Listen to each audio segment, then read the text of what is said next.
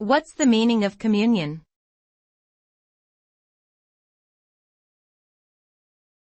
Communion.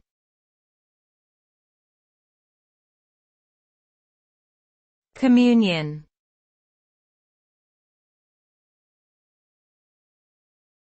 Communion.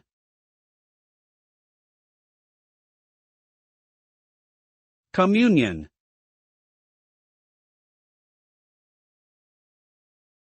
Communion is a religious term that refers to the sharing of spiritual beliefs or experiences among members of a particular faith. It can also refer to the sharing of a sacred meal, such as the Eucharist in Christianity. The act of communion is intended to foster unity and fellowship within a community of believers.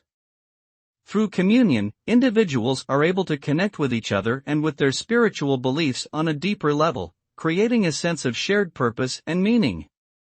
Ultimately, the result of communion is a strengthened sense of belonging and connection within a religious community.